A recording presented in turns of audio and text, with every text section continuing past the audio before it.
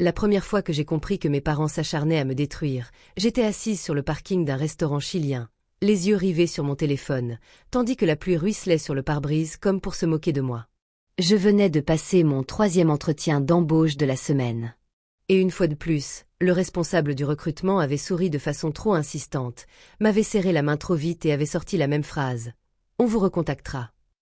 Ce ton, celui qui signifie « Ne nous appelez pas, ne nous envoyez pas de mail », disparaissait. Je n'ai même pas démarré la voiture. Je suis restée là, crispée sur le volant, sentant cette boule familière se resserrer dans mon estomac.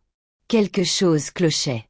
J'avais un CV impeccable, aucun casier judiciaire, de bonnes références, une licence que je remboursais encore.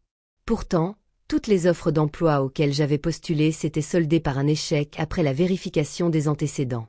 Absolument toutes. J'ai rouvert ma boîte mail. Aucun nouveau message, aucune lettre de refus non plus, juste le silence, ce qui était pire. C'est alors que mon téléphone a vibré. Un SMS de ma mère. « Pourquoi es-tu toujours au chômage ? Tu as presque 27 ans. C'est gênant pour la famille. » J'ai ri. Non pas parce que c'était drôle, mais parce que si je n'avais pas ri, j'aurais hurlé. Ça n'avait pas toujours été comme ça. Quand j'étais enfant, mes parents adoraient raconter à tout le monde à quel point j'étais douée. Des notes parfaites, le tableau d'honneur, l'intello. Mais quelque chose a changé après mon départ de la maison. Après avoir cessé de les laisser gérer mon compte en banque, après avoir dit que je ne voulais pas travailler dans l'entreprise de mon père, après avoir choisi ma propre vie. Soudain, je n'étais plus l'enfant chéri.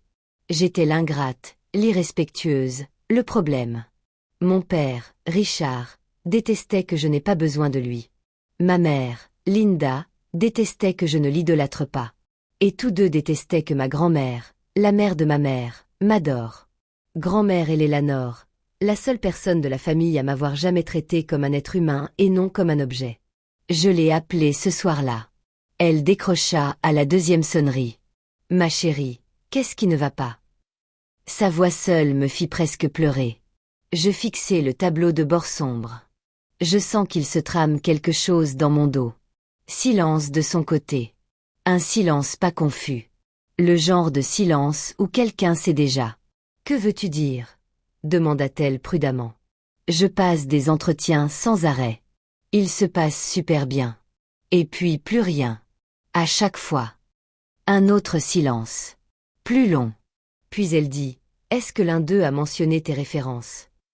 J'avalai ma salive. L'un d'eux m'a demandé si j'avais déjà fait l'objet d'une enquête interne à mon dernier emploi. Sa respiration se coupa légèrement. Ma poitrine se serra. « Mamie, qu'est-ce qui se passe ?» Elle expira lentement. J'espérais me tromper. Cette simple phrase me glaça le sang. 2 jours plus tard, je reçus l'appel qui changea tout. C'était d'un petit cabinet comptable où j'avais postulé. La recruteuse semblait nerveuse. « Bonjour, ici Megan de Holton Pierce. Nous souhaitions simplement faire un suivi concernant votre candidature. » Mon cœur fit un bond. « Oui. Bonjour. J'espérais vraiment avoir de vos nouvelles. » Elle m'a interrompu. « Je dois vous poser une question directement, et je veux que vous soyez honnête. » J'ai eu un coup au cœur. « D'accord. Avez-vous déjà été licencié pour vol ?» Un silence de mort s'est abattu sur moi. « Quoi ?» Elle s'est raclé la gorge. « Nous avons contacté un de vos anciens employeurs pour vérification. Il nous a dit que vous aviez été licencié pour détournement de fonds. » Mes oreilles se sont mises à bourdonner. C'est faux. Je vois. Parce qu'ils ont aussi dit qu'il y avait eu une enquête interne. Ça n'est jamais arrivé, ai-je dit d'une voix tremblante. J'ai quitté mon emploi de mon plein gré. J'ai donné ma démission. J'ai été élu employé du mois 2 fois. Un long silence a suivi. Puis elle a dit quelque chose qui m'a paralysée. La référence ne venait pas directement de l'entreprise. Elle venait de vos parents. J'ai eu l'impression de recevoir un coup de poing en plein cœur. Mais quoi? Ils ont dit qu'ils étaient vos tuteurs légaux et vos anciens employeurs. J'étais incapable de respirer. Ils nous ont dit que vous aviez des antécédents de malhonnêteté. Que vous aviez déjà volé de l'argent dans des entreprises familiales. Je suis restée bouche bée, fixant le mur. C'est un mensonge, me suis-je dit. C'est pour ça que je t'appelle. Mais on ne peut pas donner suite à la demande. L'appel s'est terminé. Ni une ni deux, j'ai foncé chez mes parents. Sans réfléchir, sans même respirer. J'ai juste conduit. Mes mains tremblaient tellement que j'ai eu du mal à me garer. En entrant, je les ai trouvés assis au salon, comme si de rien n'était. Papa regardait la télé. Maman était sur son téléphone. Une odeur de pot-au-feu flottait dans l'air. Je suis restée plantée là, le cœur battant la chamade. Qu'est-ce que tu as dit à mes employeurs? Ma mère a levé les yeux lentement. De quoi tu parles? Ne fais pas l'innocente. Ne fais pas l'innocente. Non.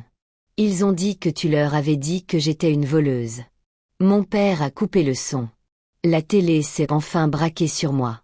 On leur a dit la vérité. La pièce a basculé. Quelle vérité? Ma mère a croisé les bras. Qu'on ne peut pas te faire confiance. Que tu nous as déjà pris de l'argent. Ma voix s'est brisée. Quand? Mon père a haussé les épaules. Quand tu es parti et que tu as pris l'argent de secours. Je l'ai fixé du regard. C'était mon argent.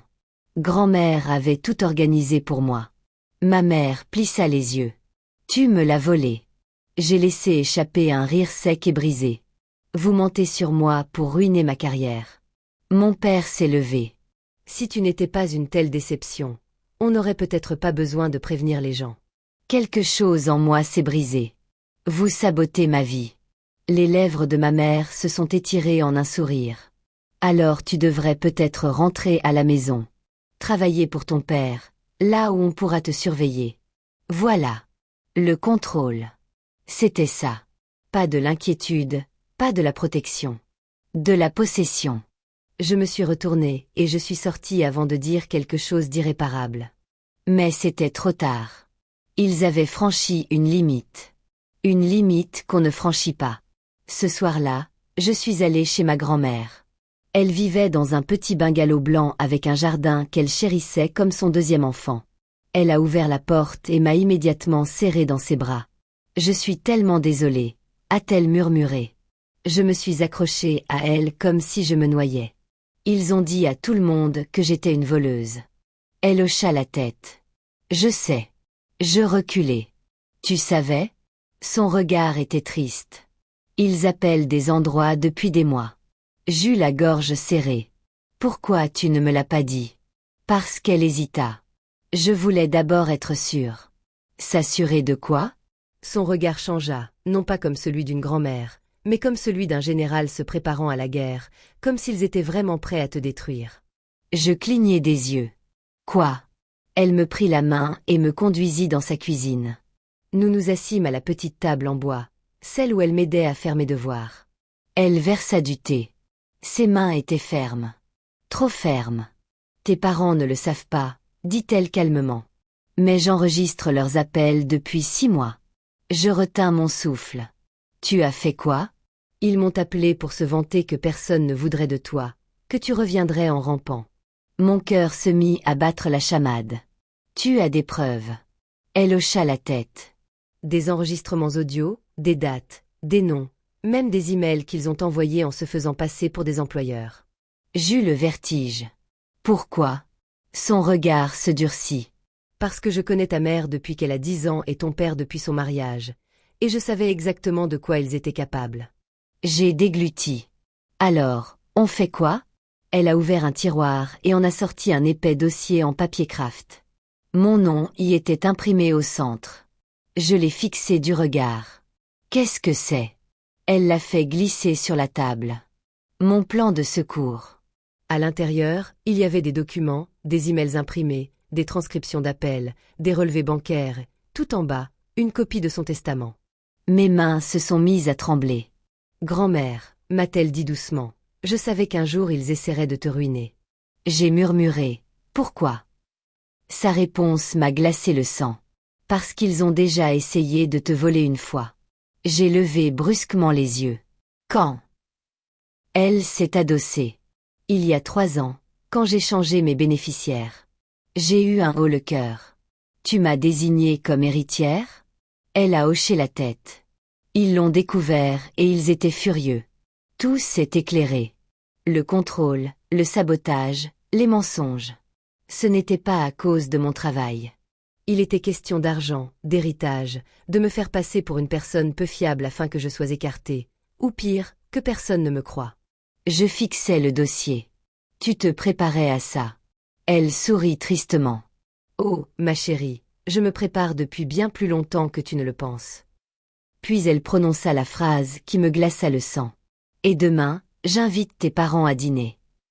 Mon cœur rata un battement. Pourquoi? Elle me regarda droit dans les yeux. Parce qu'il est temps qu'ils comprennent qu'ils ont joué à un jeu qu'ils ont déjà perdu. Je ne dormis presque pas cette nuit-là. Les mots de ma grand-mère tournaient en boucle dans ma tête. Demain, j'invite tes parents à dîner. Une partie de moi se sentait mal. L'autre ressentait quelque chose que je n'avais pas ressenti depuis des mois. Du pouvoir, pas un pouvoir bruyant, pas un pouvoir de film de vengeance. Un pouvoir silencieux, terrifiant, celui qui les prend au dépourvu. Le lendemain soir, la maison embaumait le poulet au romarin et la purée de pommes de terre à l'ail. Grand-mère cuisinait toujours quand elle voulait marquer le coup. Elle avait dressé la table avec sa belle vaisselle, celle qu'elle ne sortait que pour les fêtes et les enterrements. Ça aurait dû me mettre la puce à l'oreille. Assise en face d'elle, je tapotais du genou sous la table. « Tu es sûre de toi ?» ai-je murmuré. Elle a posé un verre d'eau devant moi. « Ma chérie, il s'acharne à détruire ta réputation depuis 6 mois, ai-je dit en avalant ma salive. Ils ne vont pas bien le prendre. » Elle a souri calmement. « Oh, je sais. Ils sont arrivés pile à l'heure. » Évidemment. Mon père a frappé comme si c'était chez lui. 3 coups secs. Ma mère est entrée la première, arborant un sourire forcé et un sac à main de marque, comme si elle se rendait à un brunch professionnel. « Maman, a-t-elle gazouillé, tu es magnifique. » Grand-mère l'a poliment embrassée. Mon père m'a à peine remarqué. Il m'a juste jeté un coup d'œil, comme si j'étais une tache sur le tapis. Nous nous sommes assis. On a bavardé de tout et de rien, la météo, la circulation. Ma mère s'est plainte d'une caissière chez Target. Je n'ai pas dit un mot. Je les observais. Leur posture, leur assurance, leur air invincible.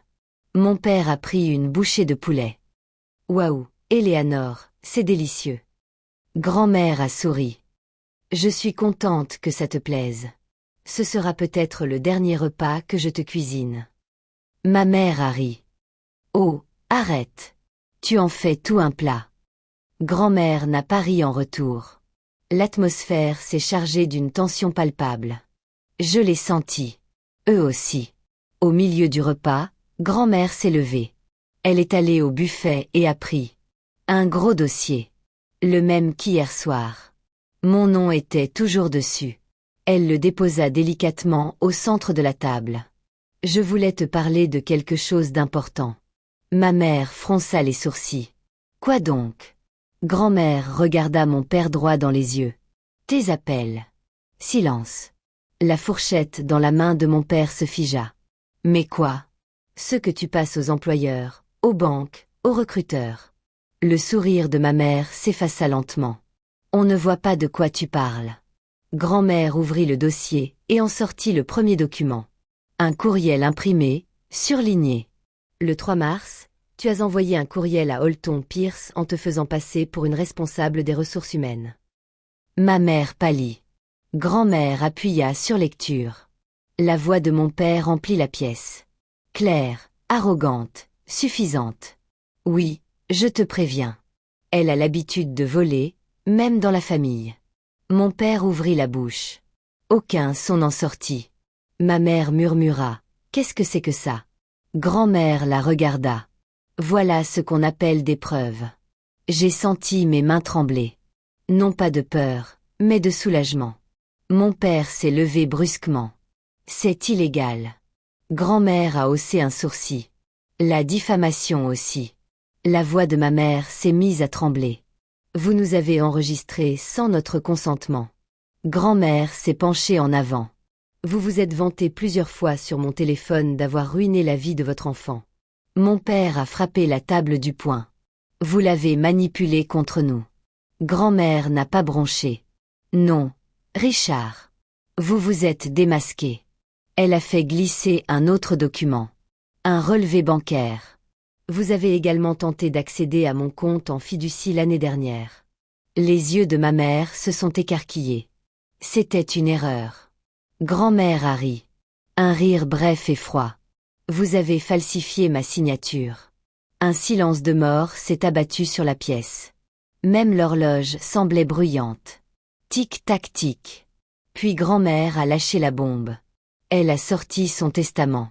Mis à jour, signé, notarié. Elle le leur a tendu. Vous avez tous deux été retirés de la liste des bénéficiaires il y a 3 ans. Ma mère l'a saisi. Ses mains tremblaient. Non, c'est impossible. Grand-mère me regarda. J'ai tout légué à ma petite fille. Mon père me fixa comme s'il avait vu un fantôme. Tu l'as monté contre nous. Je me levai lentement. Non, tu as essayé de m'effacer. Elle m'a protégée. La voix de ma mère se brisa. Nous sommes ses enfants. La voix de grand-mère était calme. Et tu as essayé de détruire les miens.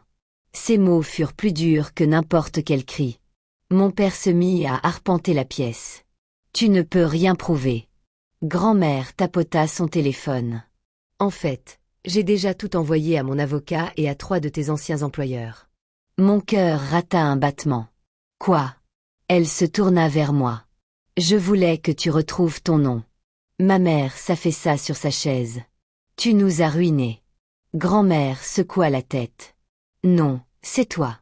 Puis elle prononça la phrase qui fit enfin comprendre à mes parents qu'ils avaient perdu. Si tu recontactes ma petite fille, je porterai plainte pour diffamation, harcèlement et escroquerie. La voix de mon père était rauque. Tu poursuivrais tes propres enfants en justice? Le regard de grand-mère était inexpressif. J'aurais hésité. Je défendrais mon petit enfant contre n'importe qui, même contre toi. Ils sont partis sans dire au revoir. Pas de cris, pas de drame, juste le silence. Ce silence qui n'arrive que lorsqu'on réalise qu'on a été démasqué. La porte d'entrée s'est refermée doucement. J'ai expiré pour la première fois depuis des mois. J'avais les jambes flageolantes. Grand-mère a pris ma main. C'est fini, ai-je murmuré. Vraiment? A-t-elle demandé en souriant. Pour eux. Oui. 2 semaines plus tard, tout a basculé. Holton Pierce m'a rappelé. Puis 2 autres entreprises, puis une banque, toutes s'excusant, toutes disant la même chose. On nous avait mal informés. Ma réputation a été rétablie. Mes parents, eux, ont perdu leur emploi. Apparemment, quand les entreprises découvrent que vous vous êtes fait passer pour un service RH, elles n'apprécient pas du tout. Qui l'eût cru? Ma mère a essayé de m'appeler. Je l'ai bloquée. Mon père m'a envoyé un long mail. Je ne l'ai pas lu. Il y a des ponts qu'il vaut mieux laisser intacts. 1 mois plus tard, j'ai signé mon contrat. Analyste senior, avantages sociaux complets, plus d'argent que mon père n'en a jamais gagné. J'étais assise dans mon nouvel appartement, le soleil inondant la pièce, une tasse de café à la main. Mon téléphone vibra. Un message de grand-mère. Fière de toi. Elle l'a toujours été. Je souris. Un sourire paisible, pas amer. Pas un sourire vengeur. Un sourire serein. Ils ont essayé de m'enterrer. Ils ont essayé de réécrire mon histoire. Ils ont essayé de me faire disparaître. Mais ils ont oublié une chose. Je n'étais pas seule. Et j'avais quelqu'un qui avait compris leur manège bien avant moi. Ma grand-mère ne s'est pas contentée de se préparer à leur trahison, elle l'a déjouée. Et au final, ils n'ont pas volé mon avenir. Ils ont perdu le leur.